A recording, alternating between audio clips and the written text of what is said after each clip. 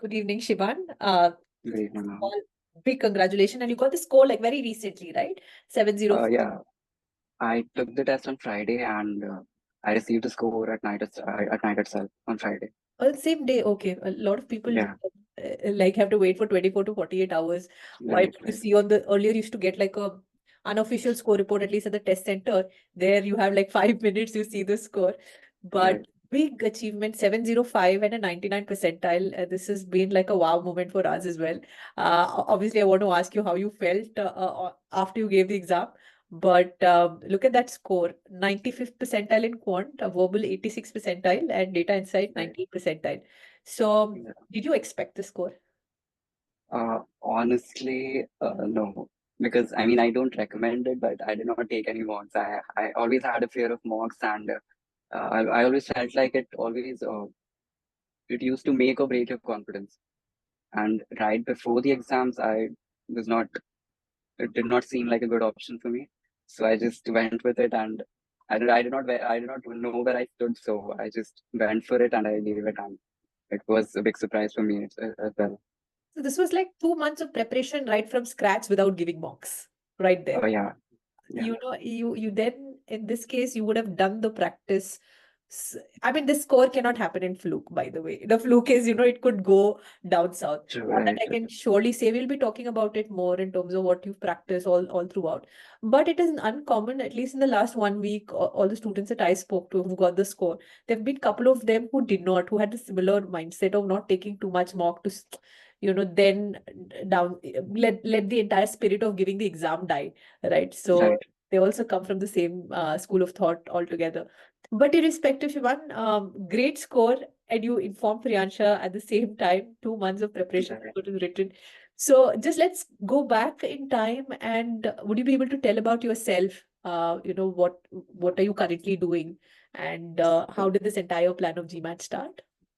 I graduated in the year 2022, and from St. Xavier's College, Kolkata, and I got you get your dream job right after college, and so I got that, but due to some issues, I could not go. I had to decline the offer, Okay. and I had to be here with my family. And so I knew for a fact that I can always get back into it, and there are ways to continue with the process. And so it's not a very conventional trajectory.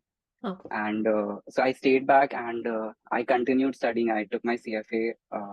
I cleared 2 levels, and I started a small venture which actually took off for a while.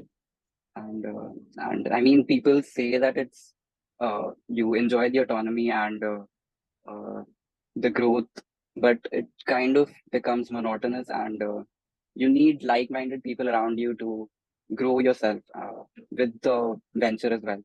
So I was feeling kind of stuck there, so I wanted to get out of it, but it seemed like all the doors were shut, and GMAT seemed like the perfect opportunity to change things. And last year, right after I cleared my CFA level 2, I talked to one of the members of top 1%, and I actually got to know about top 1% from one of my, I don't know if it's okay to name, but I think you might be knowing Harshad Jain.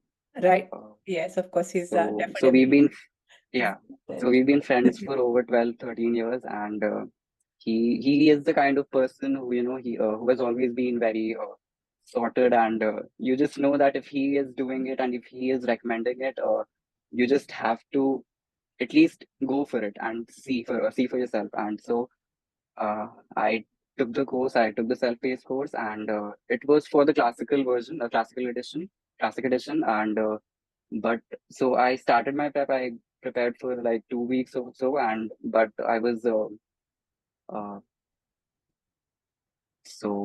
my mom, she was suffering from a very chronic illness, and so it got worse, and I had to stop my preparations and focus on that.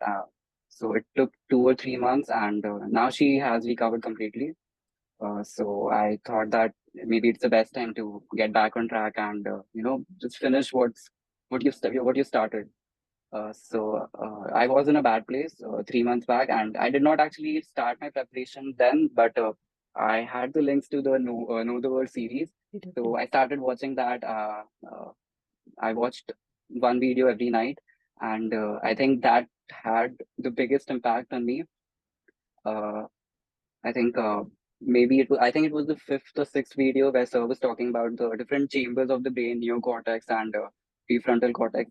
So that event was, it was mind blowing. I just and the next few days I just kept thinking about it. I was working, I was talking to people, and you could just feel that you're not using all that you've been given. You have, as a human being, you have been given a lot more resources that you need to utilize to make the best of yourself. Uh, so that kind of motivated me to go ahead and start the preparation again. And I did that. I began using and top 1% has an extensive material. Top 1% material is very extensive, and you know, it covers all the permutations and combinations of quant and verbal, very basic. So I did that. I completed the guides, class session guides, and then I went for the live session. I think there are 60 questions each for every topic. I did that, and then I uh, tried solving the 700 to 800 question uh, document. So I did that, and I thought that I've exhausted all my resources, and I think I think I'm ready now. I should just go for it and give the exam, and at least I'll know where I stand.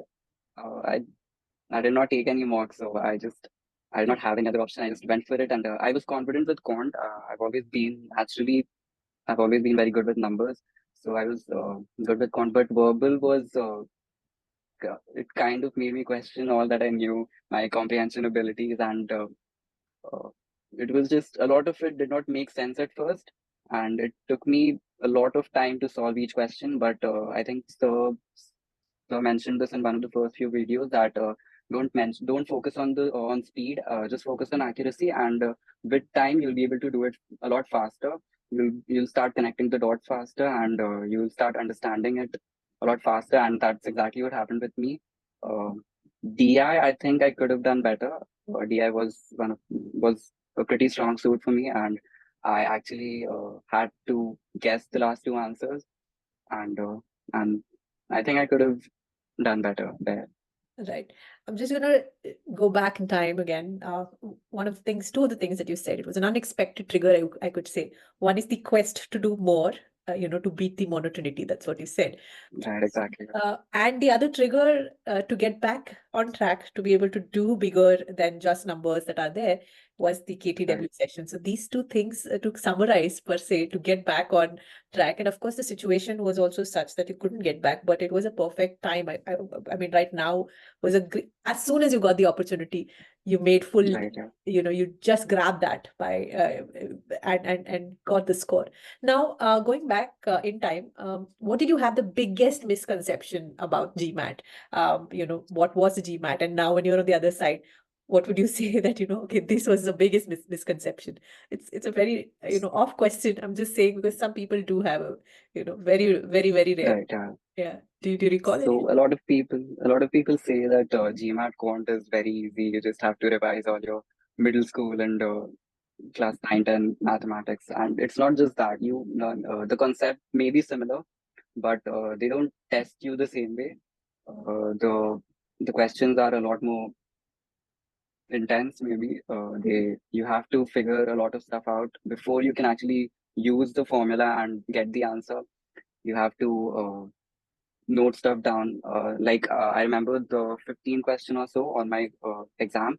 I had no idea what the question was asking, and I took around 3 minutes just trying to understand what it meant. I and time the time was running, so I could not afford to just stay there and focus on this one question. So I chose the wrong answer, and I moved ahead, and I was left with around 2 to 3 minutes after the 21st question. So I went back, and it took around 1.5 minutes, but I did it correctly. And I thought that I've all my answers were correct, but I think one was wrong. the 14th question it was wrong, and but it's fine. I'm satisfied. So in your preparation, this is in terms of the resources that you've had, right? Right, yeah. So I could just put it this way, like, if everything is given, the exact same thing is given to you as a self-paced course student or a live class student. Anyone who's joining, the course is same, the content is same, videos are exactly the same, study plan is given. You're asked to be very consistent, and you're given, mock test portal, you're given the error logs, you're given an entire plan. Now, for you, what is the secret weapon, you would say? Weapon, or maybe a tool, you would say, or a resource Right. that you relied on, and you think that often this particular tool is often overlooked, or maybe is useful, one of the two things. So I think consistency and the fact that I still had the habit of studying even 2 years after college, Yeah. and consistency in a way that there are days when you don't feel like studying. You just feel like taking some time off and doing stuff that you enjoy. But I, after a while, actually started enjoying doing quants and verbal, and DI was actually my favorite part. The amount of analysis that you have to do, Right. and the figuring out that you have to do, and you have to uh, put your finger on it, and you have to connect the dots. So that was, it may not be as strong as Quant for me, but it was surely the most interesting section. And I think you just have to be consistent with your preparation, and you can obviously take a day off if you want, but you need to get back on track and not procrastinate a lot. So while you were at it, while you were preparing, were you still working, or did you give your entire time to the preparation? No, I was still working, and so it was my own venture. So I had the the choice to take some time off and then uh, focus more on my study. But I kept working, and initially I studied for 2 hours or so. But after like 2 weeks or so, I started putting in more hours, and uh, maybe in the past 1 month or so, I was studying 7 to 8 hours a day Oh, great. consistently. And what I did was I tried to study each section every day. Right. Even if I can devote like 30 minutes to an hour, I tried to solve like 20, 30 questions at least of quant, verbal, and DI every day. So yeah, that was something that worked for me. Although you said in the very beginning that you would not recommend this way of not giving mocks, but what Right, kind of helped you to get that confidence that, "Nay, I'm ready right now to give GMAT"? It's obviously, and I can only now, let's say, just probably think that it could be the practice, right? I could assume that right. it's the amount of practice was quite a lot. If you have to put a number to it, how many questions have you practiced without having to do with any of the mocks? How did you really survive and gain that confidence? I think, I mean, like I said, I exhausted all the resources that I got from top 1%, I think, and that was actually enough for me. And I thought that, I've covered all that was possible and there's nothing more to do. It was a saturation point for me, and I felt like, so there was no such pressure on me that, if I have scored 685 or 675 on my mocks, then I have to replicate that. I just knew that I need a decent score to, understand where I stand. Uh, and I don't know how, but it was Oh, that 705. 705. No, but did Yeah. you untime or time your even the practice, if not for mocks, right? Did you untime your practice questions, the questions that you did? Did you analyze any of the questions that you attempted? Yeah, I did that. So initially I did not. Like sir used to say that focus on accuracy first. So I used to do that, and I started solving the questions faster itself. So and at the end of it, I did start timing myself. But maybe the mocks could have helped in DI, because that is one section where a lot of people struggle with time. And I did too. And the last two questions were actually data sufficiency and table analysis. So that is something that I've always found comparatively easier. And I think I could have scored a little better, but I think it's done now. I not do something about The it. most surprising insight I have ever seen, in terms of without a mock, you've got the score. And like I said, the only thing that can explain is you've really done your practice very well and you've actually Right, focused on accuracy and timing at some point in time. This was, I could call a lesson in disguise, which is right, a very surprising insight. Now, what would you say about us, someone who you've navigated through this path, right? What is that one piece of, advice that you would like to give or maybe debunk for the rest of, for the aspirant, the GMAT aspirants here? So again, like I said, I think consistency is the key. Even if you take 2 months, 3 months, 6 months, but you have to be consistent with your preparation. You can take a day or two off, but you have to continue right where you left off. And I think the what helped me the most was studying all the sections every day. And there's you don't you never go out of practice, uh, even if you take like 2 3 days to maybe get back on track. But it's something that I would recommend, that keep doing it. Right, That's every single day. Yeah, so consistency is one of the key factors. Like without it, you just can't get yourself uh, to doing or to even getting booking your exam date. Forget about giving the exam right. Yeah. itself, right?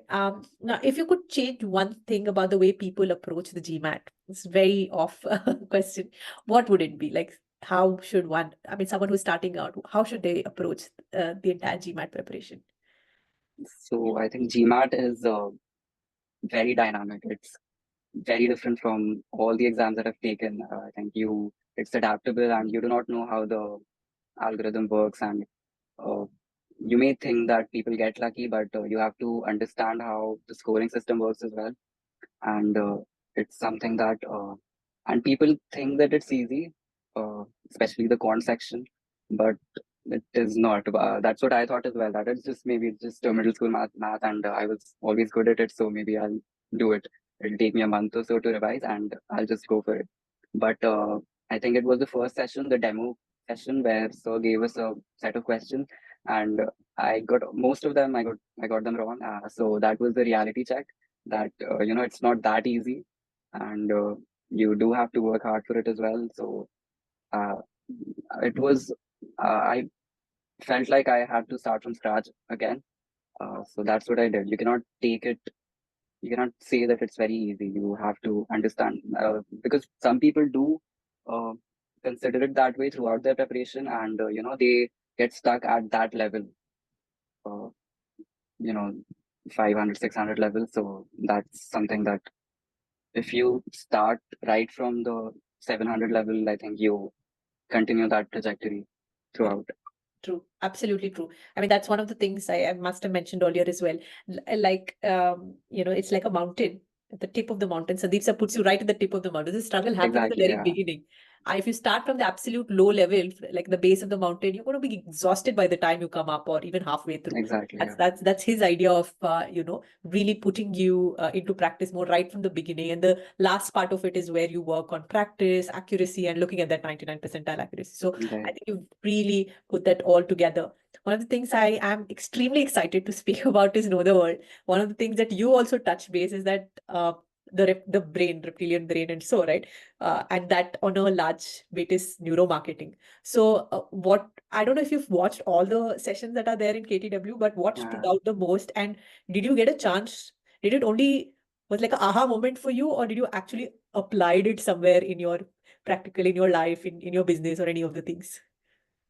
No, you don't have to, apply it as such. It just comes organically to you. Right. You can feel that you are evaluating stuff better, and you are trying to extract as much information as possible from things. You're not satisfied with surface level information anymore, and uh, a lot of people say that the history sessions were the most interesting, but I think that was the most. It was 3 hours of the most intense, information taking session of my life, and I don't think I can ever forget that. Yeah, it's also the way he puts it, like a story that can never be erased. It's just going to stick, Right. right? I think that is phenomenal. That's what makes Sandeep, right? I know. Yeah. And I can like I even when you're saying that, in your very rough times and tough times, you're looking at KTW session, and that kind of inspired gave me goosebumps in the very beginning. Because even we felt it, all of us have felt it in one way or the other. It feels so surreal to share that kind of a moment. Now the last question is, what next for Shiban? Where are you going with? I mean, what are you looking to apply? Which schools are you looking to apply, or are you giving yourself some more time before you choose to apply? So, I mean, I do have a lot of doors open for me now, but I think I'll take my time to, I think maybe I have worked for 2 years, but it's not enough. So, I was considering masters as well, maybe masters in finance or something. I could leverage my score and go for that, but I think I'd like to go for an MBA later, Yes. maybe a different program. Would you consider the US schools? Any geographic location, are you limiting Oh yourself? yeah, US Yeah. mostly. Yeah, US, I mean, absolutely. because then if you're sold to the idea of what KTW has, I mean, then you don't want to come anything lower than what the US Exactly. school Yeah. offers. The reason why M7 is M7, it has that reason. It is going to give you that kind of platform, really upscale what, Right. Yeah. right? And And nothing. another thing about KTW was that initially it all seems very scattered. There's just a lot of things to process, but eventually you can see everything connect like pieces of a jigsaw puzzle, and that is the most exciting part about it. Like I knew for a fact that right now maybe I'm not understanding, but I know for a fact that maybe after 3 hours I'll understand it all and I'll know how to utilize it in my life as well. Yeah. So that is something that Invariantly, you will was see very yourself impactful. applying somewhere or the other, at some point in GMAT, some point in your application, at some point in a dinner conversation, or in some point Right, having exactly. a business partner conversation. You will see that happening, and it's most interesting and exciting things that's happening in the world. And why won't people be interested in, right? But this has been a Right. great conversation. You've given, in this conversation, you've given some intriguing and dynamic insight into your journey, into your preparation, and very interesting revelation about the entire experience without having doing mocks and Okay. KTW and everything. Definitely, a big congratulations again, starting from scratch Thank to, you. preparing in 2 months. Not an easy thing at all. And first attempt, you got the score. Big kudos. And really hope that, you get the score, get your admit that you're looking for. So one other thing, of course, you did have Harshit who told you about top 1%. We just encourage that if you do know someone else who would like to be preparing, please, you can always refer. So please get in touch with me or Priyansha, if at all, if there is someone in your know. But again, thank you so much for Sure. being in, Shivan. All the very best. Thank you so much, ma'am. It was Good great luck. talking to you. Same here, same here. Goodbye. Good luck. Have a good evening. Bye bye.